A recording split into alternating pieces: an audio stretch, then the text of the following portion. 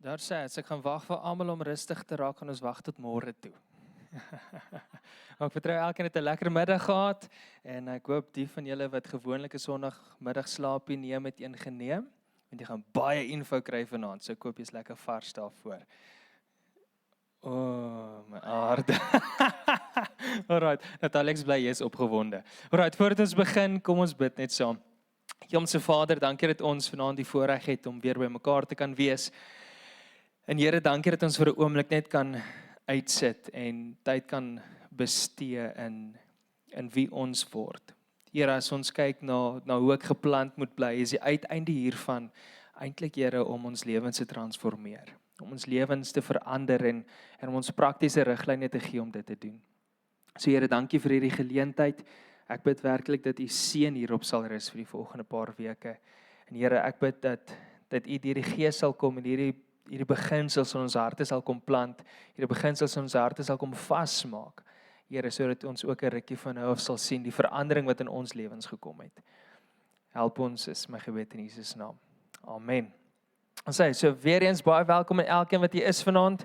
En ek glo dat eer nodig is om gegee te word waar dit van toepassing is.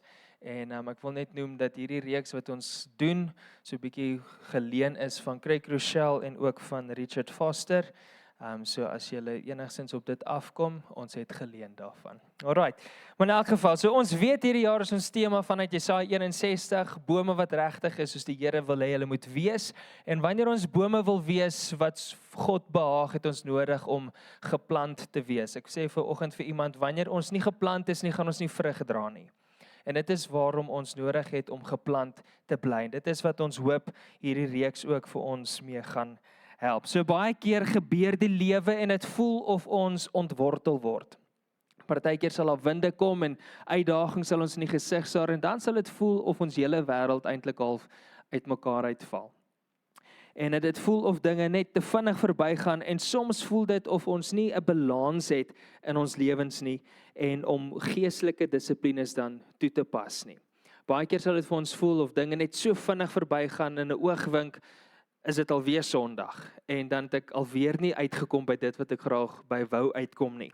En dit voel soms of ons lewens buite beheer is. En daarom het ons goed gedink om hierdie reeks aan te bied rakende hoe bly ek geplant.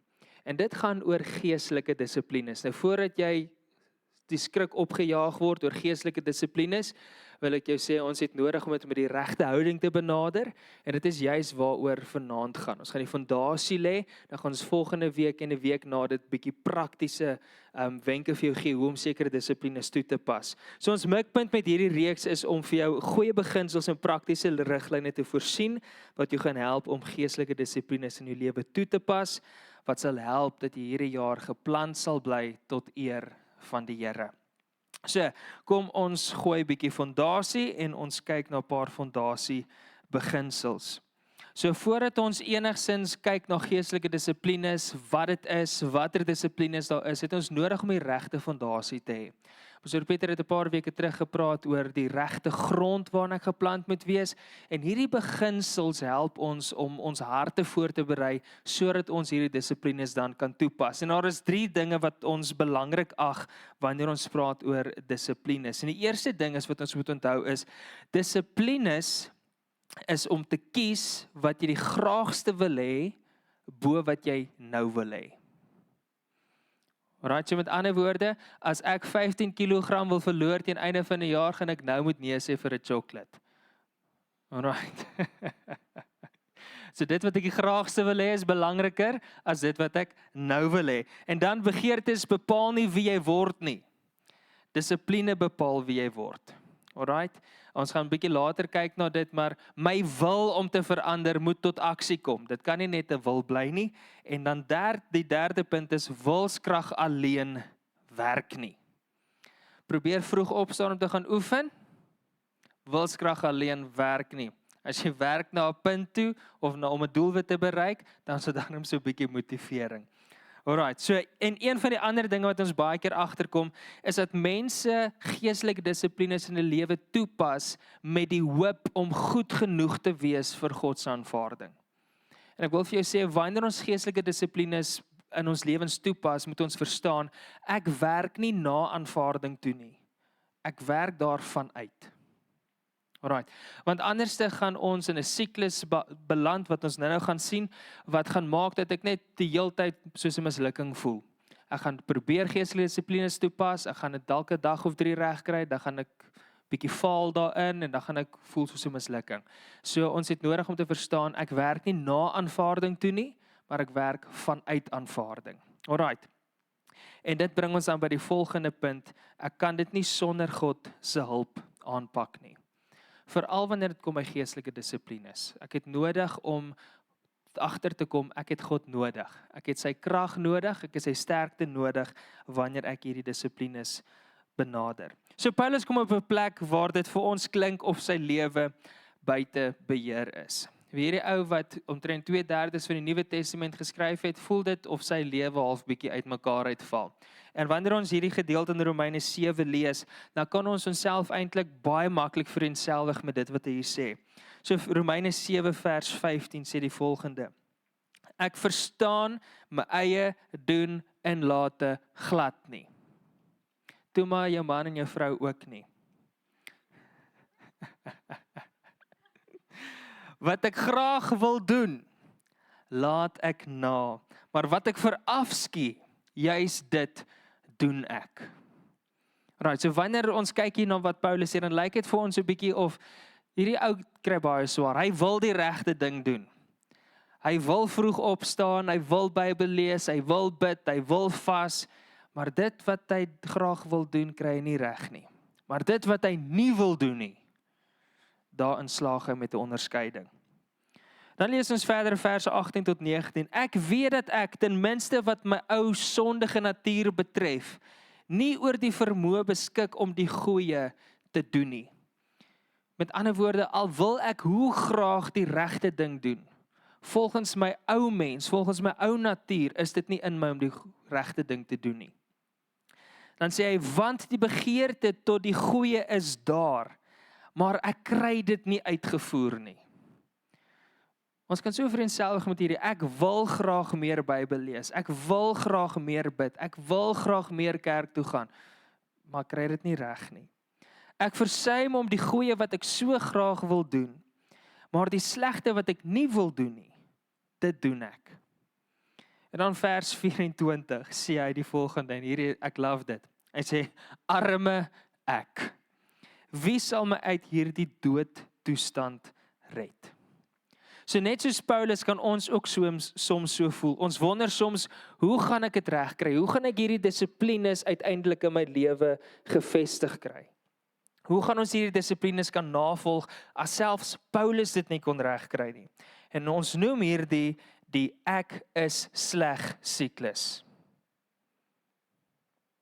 Ons moet dit verstaan, ek is sleg siklus.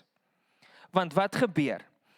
Kom ons sê, ek gaan 'n voorbeeld gebruik, kom ons sê ek wil bitter graag 'n gebedskryger word. Alright. So nou het ek hierdie begeerte om meer te bid. So dit word 'n geestelike dissipline. So nou probeer ek baie hard om vroeër op te staan, sodat ek langer kan bid. En vir van ons dat ek dalk net kan begin om te bid, né? Maar nou gebeur die lewe. Ek staan 3 oggende bietjie vroeër op, maar die 4de oggend besef ek, ek het dalk bietjie laat in die bed gekom en is baie maklik om daai snoesknoppie te druk, né? En wat gebeur dan? Dan verslaap jy en dan besef jy, gits, ek het nou nie vanoggend by die gebed uitgekom nie en ek rammel so 'n bietjie gebedjie af en ek maak klaar vir werk en ek is op pad werk toe. En dan by die 5de dag was dit weer maklik om die snoesknoppie te druk. Of kom ons sê jy het kinders en ewe skielik is daar fout met die kinders en dit meng in by die tyd wat jy uitgesit het vir die Here. So nou hier na 'n week begin jou wilskrag al minder word om hierdie dissipline toe te pas. So ek wil dit graag gedoen het, ek probeer baie hard, dinge gebeur die hele tyd, ek kom nie reg nie, so my wilskrag raak al minder. En dan kom hierdie ding, ek voel soos 'n onvermydelike mislukking. Die mislukking gevoel wat ek beleef is onvermydelik. Want as ek heeltyd gaan sit op 'n plek wat ek na aanvaarding toe werk, gaan ek heeltyd voel dat wanneer ek nie my dissiplines toepas nie, ek heeltyd misluk. Ek is die heeltyd 'n failure in my geloofswandel. En dan wanneer ek hierdie onvermydelike mislukking beleef, dan dra ek hierdie gevoel van skuld en skaamte.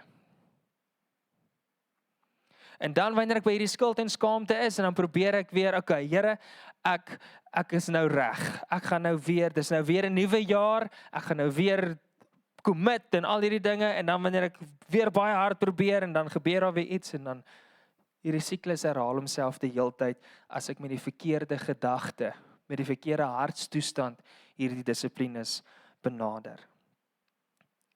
So as ons kyk na Galasiërs 5 vers 16, sê Paulus, ek sê, laat julle leefstyl eerder deur die Gees bepaal word. Dan sal julle glad nie aan die begeertes van julle sondige geaardheid toegee nie. So as ons kyk na hierdie teks en dit wat Paulus sê in Romeine 7, moet ons vir mekaar sê dat ons het nodig hier om te verstaan dat my lewe deur die Gees van God gelei moet word. Ek moet verstaan, ek is afhanklik van die Heilige Gees. Ek is afhanklik van die krag wat hy vir my gee. Goed, so ons leefstyl bepaal in Galasiërs 5:16 is die Griekse woordjie peripateo, wat 'n voortdurende gereelde optrede is. Dit is gewoontes in ons lewenswyse. So wanneer hy hierso sê, laat julle leefstyl deur die Gees bepaal word, is hy besig om eintlik hier te sê, laat die manier hoe jy leef, die dissiplines wat jy toepas deur God se Gees bekragtig word, dat dit deur die Heilige Gees dan jou lewe versterk. So daar is 'n oplossing vir die ek is sleg siklus, en dit is die ek behoort aan Jesus siklus. Alright, so wanneer daai liggie aangaan, wanneer ek tot die verstaan kom, ek behoort aan Jesus, en ek hoef dit nie uit my eie krag uit te doen nie, dan begin geestelike dissiplines 'n vreugde word. Alright, so dan kom ons op die volgende plek, waar Paulus vir ons skryf, na homself baie jammer gekry het in Romeine 7:24, sien ons vers 25 die volgende. Die antwoord hierop, want hy sê, arme ek, wie gaan my hierdie doodstoestand red? Dan sê hy, die antwoord hierop is die Here, of is Jesus Christus ons Here, en daarvoor dank ek God. Die saak staan dus so, met my gees wil ek die wet gehoorsaam. So met ander woorde, met my gees wil ek die regte dinge doen, maar as gevolg van my sondige natuur gehoorsaam ek eerder die wet van sonde. So wanneer ek besef, Jesus is die antwoord, gaan my gees makliker respond op hierdie geestelike dissiplines. So die siklus volg dan as volg. Ek is afhanklik van die Heilige Gees. So wanneer ek 'n geestelike dissipline wil toepas, moet ek besef, ek is van God se Gees afhanklik. Ek is van sy krag afhanklik, want uit my eie uit gaan ek dit nie kan doen nie. So wanneer ek eerstens verstaan, ek is van die Heilige Gees afhanklik, dan word my geloof gebou. Alright? So wanneer ek dan hierdie dissipline begin benader, met die gedagte dat God gaan my krag gee om hierdie dissipline te kan toepas, dan word my geloof gebou, want ek onthou, ek is afhanklik van God se Gees. En nou hierso vir 3 dae gaan dit goed, en hier by die 4de dag het ek geloof en hoop, want ek weet die Here is besig om my te help om hierdie dissipline te bou. Dan gaan ek met 'n ander mindset daarin. Dan is dit nie van die lewe raak besig en wat nie. Dit is dan nie asof ek weer van voor af moet begin nie. Right, dit is 'n afhanklikheid wat ek het. My geloof word gebou, en dan omdat my geloof gebou word in my afhanklikheid van die Heilige Gees, kom bekragtig die Heilige Gees my dissipline. So dan stel hy my in staat. Nou weet dit al ooit teëgekom, dat as jy bid en vra, Here, ek gee my asseblief meer tyd om te bid. En dan ewe skielik in die aand kan jy nie meer slaap nie. En weet dit al gebeur? Ja, nou daar's hy, dis daarom 'n eerlike pastoor. Maar ek self het al gebid en sê, ag Here, asseblief help my, ek wil net bietjie meer tyd saam met U spandeer, en dan tussen 2 en 3 die oggend kan ek nie 'n oog toemaak nie. Maar die Heilige Gees bekragtig die begeerte om hierdie dissipline toe te pas. En dan, wanneer hierdie dissipline begin gevorm word, dan begin ek nader aan God beweeg. En dan begin my wortels dieper te groei. Dan begin my wortelstelsel te versprei, en dan word ek eintlik geplant tot God se eer. Alright, so geestelike dissiplines is daar om ons te help om te word soos Jesus. Geestelike dissiplines is daar om ons te help om te word soos Jesus. Okay, ons praat nie nou van fisiese dissiplines soos oefen en minder selfoon en al sulke goed nie. Ons praat oor geestelike dissiplines. So dit maak dat ons meer word soos Jesus. Dit beteken dan, omdat ons geplant bly, dat ons uiteindelik begin vrug dra. En die vrug van die Gees begin ons dra, volgens Galasiërs 5:22-23. Hy sê, maar die vrug wat die Gees voortbring, is liefde, vreugde, vrede, geduld, vriendelikheid, goedheid, getrouheid, sagmoedigheid en selfbeheersing. Teen sulke dinge is daar nie 'n wet nie. So ons het nodig om die Heilige Gees te vra om ons te help om hierdie dissiplines te vorm, want uit ons eie uit gaan ons dit nie reg kry nie. En ek dink almal van ons wat hier sit vanaand wat al ooit 'n geestelike dissipline probeer in jou lewe inbou het al ervaar hoe moeilik dit is om dit uit jou eie uit te doen.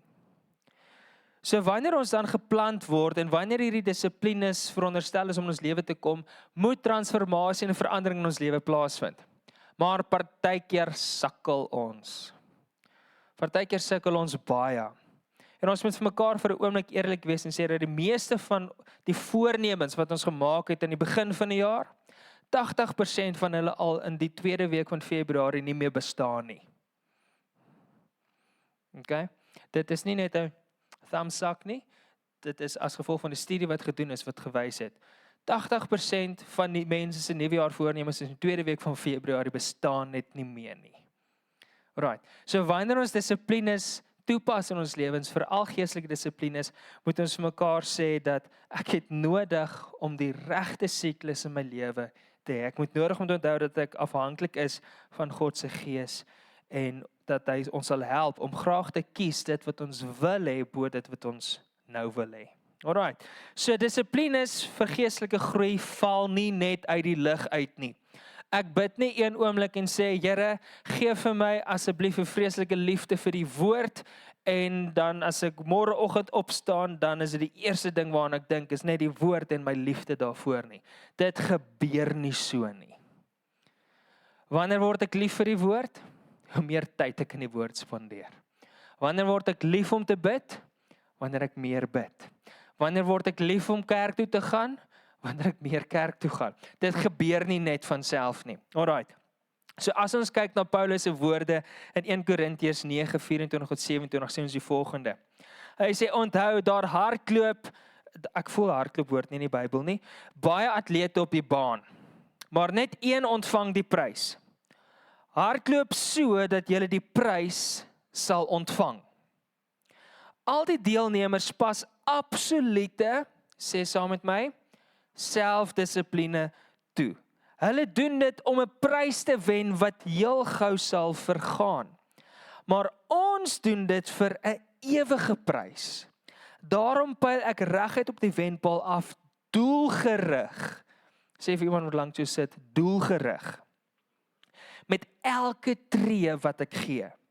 Ek is soos 'n bokser wat met elke hou tref. Ek brei my liggaam en dissiplineer dit om werklik, hier is crazy, bruikbaar te wees.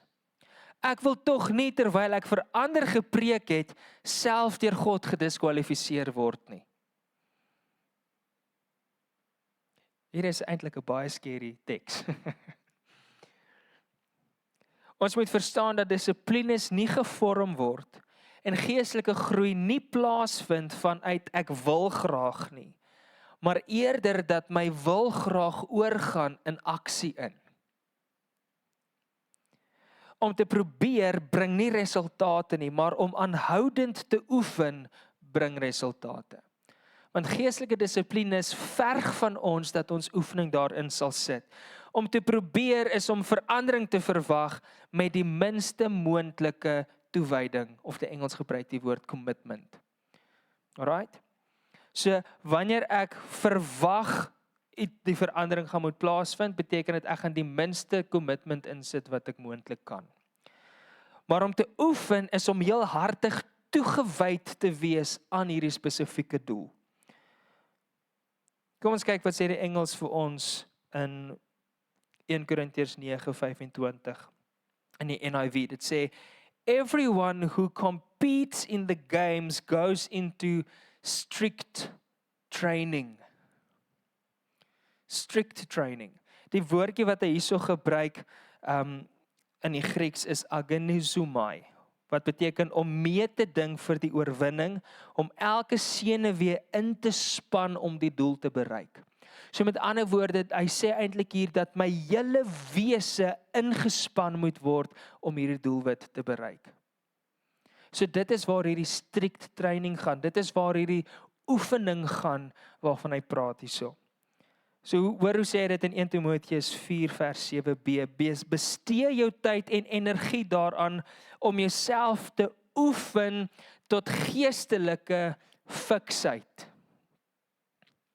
En die moeilikheid is baie keer is ons so selfgedissiplineerd in die fisiese, dat ons geestelik, en ekskuus vir my term wat ek gaan gebruik, maar dat ons geestelik obese is en niks vir die koninkryk beteken nie.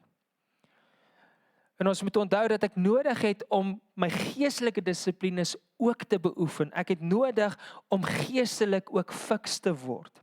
Dis wanneer ek sukkel om te verander, het ek nodig om my wil oor te skakel na aksie deur ernstig te wees daaroor. Wanneer ek geestelike dissiplines benader, moet ek ernstig wees daaroor, anders gaan ek nie verandering sien nie. Om nie net die wekker te stel nie, maar om op te staan wanneer die wekker afgaan. Ek gaan byvoorbeeld nie 'n gebedslewe kweek as ek nooit bid nie. Ek gaan nie fiks word in gebed as ek nooit bid nie. Al ooit gevra, ag Here, ek wil ook bid soos wat die pastoor bid. Ag Here, sommer 'n uur en 'n half lank kan een, maar ek hou aan my wekker snoes. It's never gonna happen. It's never gonna happen. As ek geestelik fiks wil word, het ek nodig om my wil in aksie oor te sit. En dan het ons nodig om vir mekaar te sê dat ek nie moet opgee nie. Want as ons eerlik is met mekaar, geestelike dissiplines is taaf. En saam met dit gebeur die lewe. En die lewe gebeur kliphard. En voor ek my oë kan uitvee, dan gee ek sommer op, altogether op my geestelike dissiplines. Want, kom ons vat die voorbeeld. Die lewe is besig om so te druk, dis 'n gejaag en ek het hierdie begeerte om graag meer by die kerk uit te kom, betrokke te raak, maar nou raak dit net so besig, ek kom nie daar uit nie, ek voel al skuldig, ek voel skaam daaroor, en wanneer ek die pastoor sien in die winkel, dan raak ek een met die butternuts en kruip weg, dat hy my net nie sien nie. Maar sien, op die einde van die dag het ek dan nodig, of op die einde van die dag, dan begin ek eintlik allerhande verskonings uitdink. En dan gee ek net op, dan gaan ek sommer net glad nie meer kerk toe nie. Dat wanneer die pastoor jou eendag weer raakloop in die dorp, as hy jou uiteindelik uit die butternuts uit kon kry, dan vra hy, "Jessie man, ek het jou lanklaas gesien, hoe gaan dit?" "Ag pastoor, dan is dit nee, so vreeslike lang lys van verskonings." Maar ons erken, die lewe gebeur. Die lewe druk partykeer. Maar geestelike dissiplines is juis daar om ons geplant te hou vir wanneer die lewe gebeur. Hier is die ding, dit is nie altyd maklik om geestelike dissiplines te handhaaf nie. As dit was, het almal dit gedoen. Daarom moet ons nie opgee wanneer dit moeilik gaan nie. Want die dissipline word juis gekweek wanneer ek opstaan as ek die wekker wou gesnoes het. Die geestelike dissipline word juis gekweek wanneer ek my Bybel oopmaak as ek eerder op sosiale media wou wees. Die dissipline word juis gekweek wanneer ek besluit om te vas terwyl almal verjaar in Januarie. Die dissipline word juis gekweek wanneer ek daardie dissipline toepas. So moet juis nie opgee wanneer dit begin moeilik gaan nie. Dit is juis dan wanneer ons moet aanhou. So suksesvolle mense doen iets aanhoudend wat ander dalk net soms doen. En dit is belangrik dat wanneer ons praat oor dissiplines, ons moet onthou dat ons slegs 'n dissipline kweek wanneer ons konsekwent of aanhoudend is in dit wat ons doen. En dit is hoe dissipline gekweek word. Ek moet aanhoudend besig wees daarmee. Ons word nie gebedskrygers van een keer se bid of lief vir die Bybel van een keer se Bybel lees nie. Dit is die klein dingetjies wat niemand sien nie wat lei tot die groot resultate wat ons almal graag wil hê. Dit is juist dit wat ons saai, wat ons gaan maai, né? En dit bring ons dan by die volgende belangrike fondasiepunt vir geestelike dissiplines, die wet van saai en maai. En dit is ook ons laaste fondasiepunt vir die aand. Daar is 3 belangrike dinge om in ag te neem wanneer ons praat oor die saai en maai beginsel. Eerstens moet ons mekaar sê, jy oes wat jy saai. Jy oes wat jy saai. Jy gaan nie koring saai en hoop families om op te kom nie. Dit werk net nie so nie. Jy oes wat jy saai. Dis wanneer jy nie hou van dit wat jy maai nie, verander wat jy saai. Eenvoudige beginsel, né? So kom ons kyk Hosea 10 vers 13 sê, maar julle het net boosheid ingeploeg en 'n oes van sondes gekweek. Julle het die vrugte van leuns geëet. Jy het vir jou veiligheid staat gemaak op jou planne en militêre mag. So hierso het Israel 'n klomp verkeerde goed gesaai. En die profeet sê hierso, julle maai hierdie goed want julle verkeerde goed gesaai. Julle is moeg vir oorlog, maar wat het julle gesaai? Verstaan? Dan die volgende punt is, jy oes meer as wat jy saai. As moet dit verstaan, jy oes meer as wat jy saai. Klein, slim besluite en konsekwentheid en tyd is verandering, 'n nuwe dissipline wat gevorm word. Markus 4:20 sê, maar hulle by wie op die goeie grond gesaai is die mense wat die woord hoor en dit aanneem en 'n groot oes oplewer. Party 30, party 60, party selfs 100 maal wat oorspronklik gesaai is. So ons sien hierso, ons maai meer as wat ons saai. En dan die derde punt is, en partykeer vergeet ons hierdie gedagte, maar jy oes eers na jy gesaai het. Jy oes eers na jy gesaai het. Want sien, wanneer ons hierdie dissiplines wil kweek, is dit saad wat ons heeltyd in die grond sit. En eers wanneer dit opgekom het en begin vrug dra, dan kan ek dit oes. Maar ons wil vandag begin met die dissipline, ons wil vandag die oes afhaal. Dit werk nie so nie. Jy oes eers nadat jy gesaai het. Galasiërs 6:9 sê, moet dus nie moeg word om goed te doen nie. Want as ons nie tou opgooi nie, sal ons op die regte tyd oes. So die totaal van ons lewens is die resultaat van al die besluite wat ons neem, ongeag hoe groot of klein dit ook al mag wees. Ons beoordeel nie die sukses van die dag aan die oes wat ons maai nie, maar aan die saad wat ons saai. So ek het nodig om te verstaan dat wanneer ek geestelike dissiplines nader, het ek nodig om 'n postuur en verstaan te hê dat ek dit nie op my eie krag kan doen nie, maar deur die hulp van die Heilige Gees. Geestelike dissiplines kos effort van my af. My wil moet omsit in aksie en dan moet ek besef dat wanneer ek die regte dinge saai, gaan ek die regte dinge maai. En dit is aan die einde van my geblær vir die aand. So, ek gaan vir ons afsluit en dan gaan ons gou die logistiek hanteer rondom die groepies. Kom ons bid saam.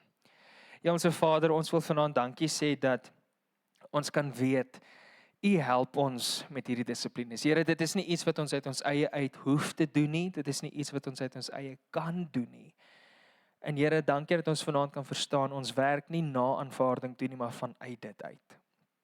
Ek bid en vra Here dat soos wat ons die fondasie gelê het vanaand, dat ons die regte verstaan sal hê wanneer ons na die praktiese dinge begin kyk. Dat ons die regte verstaan sal hê wanneer ek hierdie beginsels begin toepas, hierdie dissiplines begin toepas in my lewe. Here, dat ek sal verstaan, U is die een wat my bekragtig daarvoor. Help ons daarmee in Jesus se naam. Amen. Maar sê, so ek wil gou vra, wie is nog nie in 'n groepie ingedeel voor die tyd gewees nie? Daarso. Okay, hier is 'n paar mensies. Hou gou net vir my jou hand so op asseblief en dan gaan die pastoor vir jou mooi help. Okay, kom ons kyk so, julle jonges gaan 'n groep vorm. En dan Napier, is julle groep? Is jy saam met Andre hulle, né? Okay. Gaan julle sommer saam wees, saam met Andre hulle almal?